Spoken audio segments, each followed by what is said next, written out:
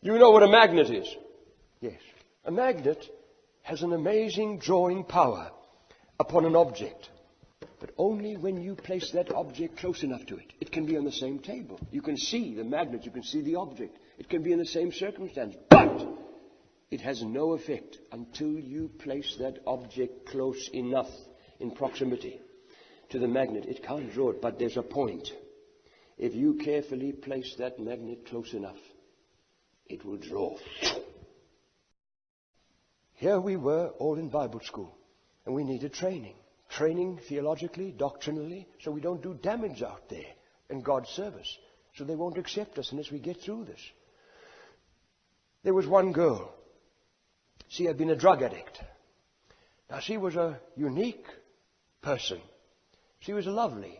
I particularly thought she was delightful. She had this charming disposition and a joyfulness, and she was always singing. Now you could see she came from the streets, even though she was saved. This girl, you could just see the scar of hurt of having gone down. They found her in the gutters, these street workers, and they began to try and help her, and she showed interest. And the moment there's interest, they take you. They clothed her, they bathed her, they fed her, they housed her, and they prayed her through slowly, slowly, until she saw and she prayed through to God. And that woman, in one moment, after years of enslavement through her teenage years, lying in the gutter from these discos, walked out, there she was lying. She stopped drugs. I'm not talking about just ordinary drugs. She let her, how her mind ever survived these things, I don't know. Now she's sitting in Bible school, and we're all there. And suddenly the years go. Life goes, let alone years. And we're coming to the end of all our training. And we were sitting at the dining room table where we all fellowshipped, and this lady was sitting at the table and said these words, that she felt God was impressing on her to go back to the streets, to win the drug addicts, to go outside of the discos, the nightclubs, all these teenagers, you get them with experiential knowledge. God can use me to win those who were in a situation where I was. I have an ability now to be used of God, and I believe God wants me to go back to the streets of the city and to win people like I was one. Now there was deadly silence, a deathly hush at the table. And then I said, I don't think you're right. I don't believe it's God's will. I don't believe you have the true leadings from God concerning this, where you to go back. To go back to the streets is dangerous.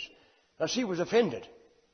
She was angered and deeply offended at me questioning her understanding of God's leading for her life. And I said to her, listen, most of us dare not go near the past areas of our life that God saved us out of. Most of us dare not go near those places. There are unique situations, unique instances, but most of us will be drawn back. You don't go back to what God saved you from. You stay away. I had to. Most of us, we have to. You'll be drawn back. You'll go back. She said, no. And then she quoted the verse I quoted to you tonight. If the Son, capital S, shall set you free, you shall be set free. You shall be gloriously freed. Free indeed. She said, what does that mean? Now she was offended at me, deeply. She went back to the streets. About 1 year and 3 months went by. She went out with these street workers. She went out on the streets. She prayed with the drug addicts. She helped put them into these places. They had all these buildings to clothe them, bathe them, feed them like she was, and lead them through. Now, for 1 year and 3 months, she was with them, out in the streets, day and night, especially the nights, way into midnight. And someone phoned me and said, Brother Keith, do you remember what you said at the table to her? She's been found full of drugs, lying in the streets. Pray. They're trying everything. A few weeks went by, and they phoned again. She was dead. In the gutters, where they found her a few years before, where she stopped drugs in one moment after years of enslavement. Now be careful here. Don't you condemn me, you doctrinal geniuses. Don't you condemn me or be angered at me talking about this. You might have one thing in mind, sir, and that is to stand behind a pulpit and defend a doctrine. Well, just get out of my way for God's sake, if that's all you're doing. I'm not interested in defending doctrines. I don't understand. I have no answers. But don't tell me to bury my head in the sand and say that can't happen. I want to warn people. And if you don't, because you say that can't happen, because it doesn't go with your doctrine, get out of my way for God's sake. Get on with your defending doctrines. I'm not interested. For God's sake, get out of my way. For God's sake, let me warn people and not put my head in the sand and say this can't be spoken of because this can't happen. It did happen. And I warn you, of your old friends, be careful. Even if you're safe, be careful when you go home from a prayer meeting. If there's any possibility, keep thyself from anything or anyone or any place that your common sense and conscience will warn you could draw you back again into sin. Keep yourself, God says. There's something there of your responsibility.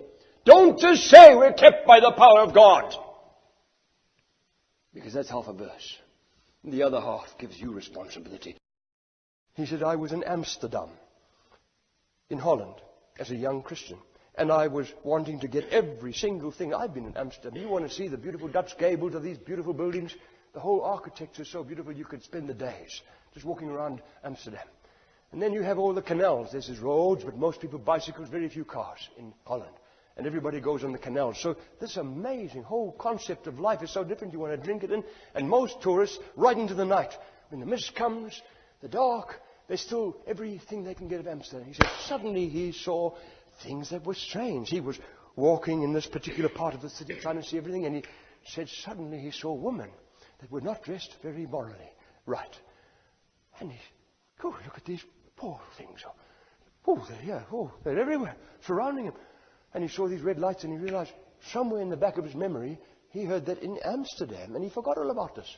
Even when he came to Amsterdam, there's this place that men come, and the government allows it because of the multitudes of dollars that flow into that land. They don't allow this to be stopped.